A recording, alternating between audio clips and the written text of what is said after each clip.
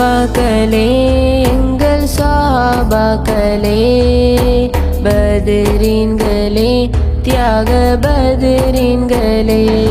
அஸ்ஸலாமு அலைக்கும் வரஹ்மத்துல்லாஹி வபரகாத்துஹு. அல்ஹம்துலில்லாஹி ரப்பில் ஆலமீன். நஹ்மதுஹு வ நுஸல்லி அலா ரசூலிஹில் கரீம். அம்மா பஅத். அல்ஹம்துலில்லாஹ், நம்ம பிற 17 அடைஞ்சிருக்கோம். இஸ்லாமிய போர்களின் மிகப்பெரிய போரான பத்ரு போர், அது ஹிஜ்ரி 2ஆம் ஆண்டு ரமலான் மாதம் பிறை 17 அன்று வெள்ளிக்கிழமை அப்ப நடந்துச்சு. அது எதற்காக நடந்துச்சுன்னா, மக்காவில இருந்து ஷாமுக்கு செல்கின்ற ஒரு வியாபார கூட்டம் நபி ஸல்லல்லாஹு அலைஹி வஸல்லம் அவங்க கிட்ட இருந்து தப்பிச்சிடுச்சு. அந்த வியாபார கூட்டம் ஷாம்ல இருந்து மக்காவுக்கு திரும்பும் நாட்கள் வரும்போது ஸல்லல்லாஹு அலைஹி வஸல்லம் அவங்க தல்ஹா ரலியல்லாஹு அன்ஹு அவங்களையும் சாயித் ரலியல்லாஹு அன்ஹு அவங்களையும் கண்காணிக்கிறதுக்காக அனுப்புறாங்க. அவங்க 2 பேரும் ஹவுரான்ற இடத்துல தங்கியிருக்காங்க. அப்ப அபு சுஃபியான் தலைமையில அந்த வியாபார கூட்டம் வர்றதை பார்த்தோன்னே உடனே கிளம்பி மதீனாக்கு வந்து நபி ஸல்லல்லாஹு அலைஹி வஸல்லம் அவங்க கிட்ட செய்தியை தெரிவிக்கிறாங்க.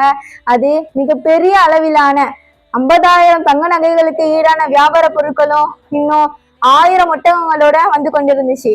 ஆனா அதை பாதுகாக்க 40 வீரர்கள் தான் இருந்தாங்க. எனவே நபி ஸல்லல்லாஹு அலைஹி வஸல்லம் அவங்க வந்து இப்ப அந்த வியாபார பொருட்களை கைப்பற்றிட்டோம்னா குறைஷிகள் காஃபிர்களுக்கு எல்லாம் மிகப்பெரிய பொருளாதாரத்துல அடியா இருக்கும் அப்படின்னு சொல்லிட்டு மக்களுக்கெல்லாம் ஒரு அறிவிப்பு செய்யறாங்க. இதோ குறைஷிகளுடைய வியாபார கூட்டம் வந்து கொண்டிருக்கிறது, உடனே விரைந்து செல்லுங்க, அல்லாஹ் உங்களுக்கு அந்த பொருட்களை அளிக்க கூடும் சொல்றாங்க. முஸ்லிம்கள் தலைமையில வெறும் 310க்கும் மேற்பட்டவங்க, அதாவது 313, 315, 317, இதுல பெரும்பாலும் 313 தான் வருது. 313 நபர்களும் இன்னும் 2 குதிரையும் 70 ஒட்டகங்களோட நபி ஸல்லல்லாஹு அலைஹி வஸல்லம் அவங்க தோழர்களும் போறாங்க. அங்க அபு சுஃபியான் மிகவும் கவனத்தோட அந்த வியாபார கூடத்தை வழிநட்டு செஞ்சு கொண்டிருக்காங்க.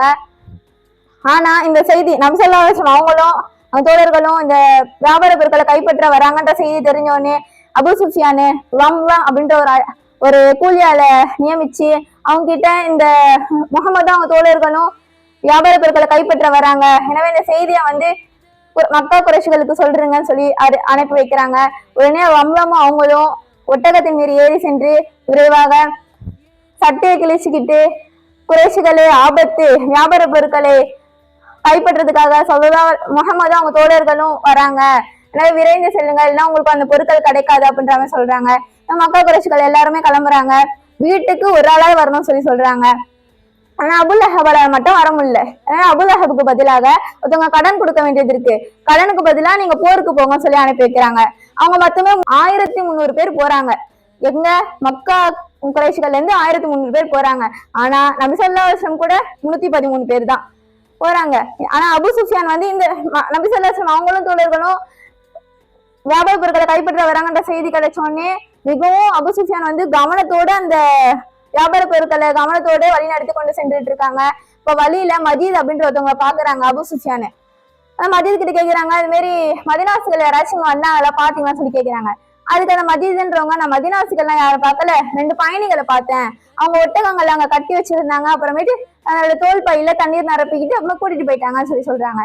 அந்த ஒட்டகங்களை கட்டி வச்ச இடத்துக்கு போறாங்க. அங்க அந்த ஒட்டகங்களோட சாணத்தை கலர்றாங்க. அதுல பேரிச்சம்பழ கொட்டை இருக்கு. அந்த பேரிச்சம்பழ கொட்டை வந்து பேரிச்சம்பழன்றது மதினாசுகளுடைய ஒட்டகங்களோட உணவு, மதினாசுகள் இந்த வழியா சென்றிருக்காங்கன்னு சொல்லிட்டு அபு சுஃபியான் அறிவோட அந்த வழியா செல்லாம வேற வழியா செல்றாங்க. அபு சுஃபியான் ஒரு கடிதத்தை எழுதி மக்கா குறைஷிகளுக்கு அனுப்புறாங்க.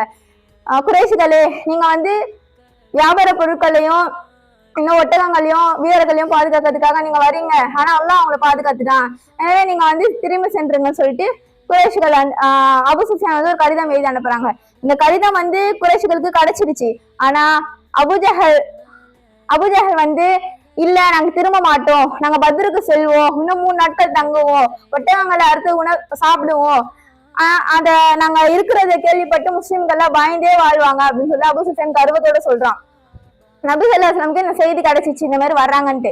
நபி ஸல்லல்லாஹு அலைஹி வஸல்லம் வந்து எப்படியோ இந்த ஒரு போர் சந்திக்காம போக மாட்டோம் போல இருக்குன்னு சொல்லிட்டு, அப்படி சந்திக்காம போனாலும் எப்படியும் அவங்க மதீனாக்கு வர மாட்டாங்கன்னு சொல்லிட்டு எந்த உத்தரவாதமும் இல்லை. அதனால எப்படி இருந்தாலும் ஒரு போரை சந்திக்கிற மாதிரி தான் இருக்கும்ன்ற மாதிரி ஒரு ஆலோசனை சபையை கூட்டுறாங்க. அதுல வந்து ஃபர்ஸ்ட் இந்த நிலைமைகள்லாம் சொல்றாங்க நபி ஸல்லல்லாஹு அலைஹி வஸல்லம். அப்ப தளபதிகள் தான் ஆலோசனை கேட்கிறாங்க. அப்ப அபூபக்கர் ரலியல்லாஹு அன்ஹு அவங்க எந்திரிச்சு சொல்லலாம் நாங்க இருக்கோம் அப்படின்னு சொல்லி அழகிய முறையில பேசுறாங்க. 2வது உமர் ரலியல்லாஹு அன்ஹு அவங்க எந்திரிக்கிறாங்க, அவங்களும் அழகிய முறையில பேசுறாங்க. 3வதாக அம்ரு ரலியல்லாஹு அன்ஹு அவங்க எந்திரிக்கிறாங்க, அவங்களும் நல்லபடியா பேசிடுறாங்க. நபி ஸல்லல்லாஹு அலைஹி வஸல்லம் அவங்க வந்து இவங்களுக்கு துவா செஞ்சாங்க. ஆனா பேசிய 3 பேரும் முஹாஜிர்களை சேர்ந்தவங்க. அன்சாரிகள் வந்து யாருமே பேசலையே அப்படின்னு சொல்லிட்டு அன்சாரிகளுக்கு தான் அந்த போர் செஞ்சா மிகவும் பாதிக்க ஏற்படுறது அன்சாரிகளுக்கு தான். ஆனா அவங்க பேசணும்னு சொல்லி நபி ஸல்லல்லாஹு அலைஹி வஸல்லம் எதிர்பார்த்தாங்க.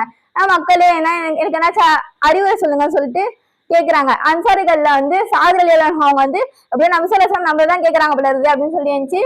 ரசூலுல்லாஹ் நீங்க எங்களை கேட்கிற மாதிரி இருக்குது, நாங்க இருக்கோம் ரசூலுல்லாஹ், நீங்க கடல்ல மூழ்க சொன்னாலும் நாங்க மூழ்கோம் ரசூலுல்லாஹ், நாங்க எங்கள்ல இருந்து யாருமே நாங்க திரும்பி செல்ல மாட்டோம் ரசூலுல்லாஹ் அப்படின்னு சொல்லிட்டு தைரியமா சொல்றாங்க. நபி ஸல்லல்லாஹு அலைஹி வஸல்லம் சந்தோஷம் சொல்றாங்க. சரி அவங்க எல்லாம் போலாம் அப்படின்னு சொல்லி போறாங்க. அப்ப அபூபக்கர் ரலியல்லாஹு அவங்களும் நபி ஸல்லல்லாஹு அலைஹி வஸல்லம் அவங்களும் எதிரிகளை பத்தி தெரிஞ்சுக்கலாம் சொல்லி போறாங்க. அங்க வந்து ஒரு வயசானவங்க வர்றாங்க. அவங்ககிட்ட கேக்குறாங்க, நீங்க முகமது தோழர்களை பத்தியும் இன்னும் அபு சுஃபியானை பத்தியும் என்னாச்சும் உங்களுக்கு செய்தி தெரியுமா சொல்லி கேக்குறாங்க.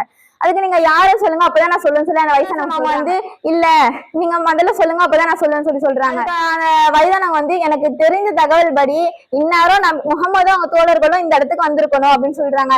அதே மாதிரி அபு சுஃபியான் வந்து இந்த இடத்துக்கு வந்திருக்கணும்ன்ற மாதிரி சொல்றாங்க. உடனே திருப்ப அந்த வயசானவங்க கேக்குறாங்க, நீங்க வந்து எங்க இருந்து வரீங்கன்னு சொல்லி கேக்குறாங்க. அதுக்கு ஸல்லல்லாஹு அலைஹி வஸல்லம் வந்து நாங்க தண்ணில இருந்து வரோம்னு சொல்லி சொல்றாங்க. அவங்க அந்த வயசானவங்க தண்ணில இருந்தா இந்த தண்ணில இருந்து ஈராக் நாடு தண்ணில இருந்தா சொல்லி கிளம்பி போயிட்டாங்க. வந்து நபி ஸல்லல்லாஹு அலைஹி வஸல்லம் வந்து பட தளபதிகள் 3 பேரை வந்து இந்த எதிர்படைய பத்தி தெரிஞ்சுக்கிறதுக்காக அனுப்புறாங்க. அவங்க 3 பேரும் போறாங்க. அங்க ஒருத்தவங்க வந்து குளத்துல தண்ணி எடுத்துட்டு இருக்காங்க. அதை பார்த்தோன்னே இவங்க எப்படியோ வந்து அபு சுஃபியானுக்கு தண்ணி எடுக்கிறாங்கன்னு நினைச்சு அவங்க கூப்பிட்டு வராங்க. அப்ப ஸல்லல்லாஹு அலைஹி வஸல்லம் அவங்க தொழுந்து கொண்டு இருக்கிறாங்க. உடனே அவங்கள வந்து அந்த தண்ணி எடுத்துட்டு வந்தாங்கல்ல அவங்க கிட்ட அந்த 3 தளபதிகளும் விசாரிக்கிறாங்க, நீங்க யாரு தண்ணி எடுக்கிறீங்கன்னு சொல்லி கேக்குறாங்க. அவங்க வந்து அவங்க குறைஷிக்கு தான் தண்ணி எடுத்தோம்னு சொல்லி சொல்றாங்க. இல்ல உண்மையா சொல்லுங்க, நீங்க அபு சுஃபியானுக்கு தான் தண்ணி எடுத்தோம்னு சொல்லி கேக்குறாங்க. அவங்க இல்ல நாங்க குறைஷிகளுக்கு தான் தண்ணி எடுத்தோம்னு சொல்லி சொல்றாங்க. அடிச்சு கேக்குறாங்க. சரி இவங்க அடிச்சு கேட்கறதுனால அந்த தண்ணி எடுத்தவங்களும் ஆமா நாங்க அபு சுஃபியானுக்கு தான் தண்ணி எடுத்தோம்னு சொல்லி சொல்றாங்க. உண்மையை ஸல்லல்லாஹு அலைஹி வஸல்லம் தொழுந்து முடிச்சிட்ட கதை வர்றாங்க. அவங்க உண்மையை சொல்லும் போது நீங்க அடிச்சீங்க, அவங்க பொய் சொல்லும் போது நீங்க விட்டுட்டீங்களே அப்படின்னு சொல்லி விட்டீங்க அப்படின்னு சொல்லி சொல்றாங்க. அவங்க அல்லாஹ் மீது ஆணையாக அவங்க உண்மையை தான் சொன்னாங்கன்னு சொல்லி சொல்றாங்க. பிறகு நபி ஸல்லல்லாஹு அலைஹி வஸல்லம் அவங்க கிட்ட போய் எத்தனை பேர் குறைஷிகள் வந்திருக்காங்கன்னு சொல்லி கேக்குறாங்க. அதுக்கு அந்த தண்ணி எடுத்தவங்க அந்த 2 அவங்க சொல்றாங்க, எனக்கு தெரியல ஆனா நிறைய பேர் இருந்தாங்கன்றவங்க சொல்றாங்க. சரி எத்தனை ஒட்டகம் ஒரு நாளைக்கு அறுக்குறாங்கன்னு சொல்லி கேக்குறாங்க. அதுக்கு அவங்க வந்து 9 ஒரு நாளுக்கு அறுக்குறாங்க, இன்னொரு நாளைக்கு 10 அறுக்குறாங்கன்னு சொல்லி சொல்றாங்க. உடனே ஸல்லல்லாஹு அலைஹி வஸல்லம் அவங்க வந்து அவங்க குறைஷிகள் மொத்தம் 900 இருந்து 1000 வரை இருக்கிறாங்கன்னு சொல்லி சொல்றாங்க. அல்லாஹ் தஆலா அப்புறமேட்டு ஒரு மலையை ஏற்படுத்துறான். அது வந்து நிராகரிப்பாளர்கள் காஃபிர்களுக்கு அடமலையா இருக்கு, ஆனா முஸ்லிம்களுக்கு மென்மையானதா இருக்கு. அது மூலமா அல்லாஹ் அவங்களுக்கு வந்து பாவத்தை அவங்களுடைய அசுத்தத்தை நீக்கிறான். இன்னும் ஷைத்தானுடைய அசுத்தத்தில இருந்து அவங்கள நீக்கிறான். சுப்ஹானல்லாஹ். அந்த மழையின் காரணமாக அந்த பாலைவன மண்ணு தானே அது, அந்த மண்ணு வந்து அவங்க தங்குறதுக்கு வசதியானதா ஆயிருது. சகோதரிகள் அவங்க வந்து ஒரு அறிவுரை சொல்றாங்க, நபி ஸல்லல்லாஹு அலைஹி வஸல்லம் அவங்க தங்குறதுக்கு தனியா ஒரு வீடு மாதிரி கட்டலாம். ஏன்னா ரசூலுல்லாஹ் அவங்க தொழுகிறதுக்கும் ஏதாச்சும் அவசர முடிவு எடுக்கணும்னா அங்க எடுக்கிறதுக்கு கரெக்டா இருக்கும்ன்ற மாதிரி சொல்றாங்க. சரின்னு சொல்லிட்டு அதே மாதிரி ஒரு வீடு கட்டுறாங்க. சகோதரிகள் அவங்க நபி ஸல்லல்லாஹு அலைஹி வஸல்லம் வந்து ஒரு அணிகள்லாம் சரி செஞ்சுட்டு இருக்காங்க. அப்ப சகோதரிகள் அவங்க மட்டும் கொஞ்சம் முன்னாடி நிக்கிறாங்க. அதுக்காக நபி ஸல்லல்லாஹு அலைஹி வஸல்லம் கையில ஒரு அம்பு இருக்கு, அதை வயிற்றுல குத்தி சாகதே சரியா நில்லுங்கன்னு சொல்லி சொல்றாங்க. அதுக்கு சாகதல் யார சொல்லலாம், எனக்கு குத்திட்டீங்க, எனக்கு காயம் ஏற்பட்டுச்சு, நான் பழி தீர்க்கணும்னு சொல்லி நிக்கிறாங்க. உடனே ஸல்லல்லாஹு அலைஹி வஸல்லம் அவங்க வயிற்ற காமிச்சு ஏன் பழி தீர்த்துக்கோ சாதின்னு சொல்லி சொல்றாங்க.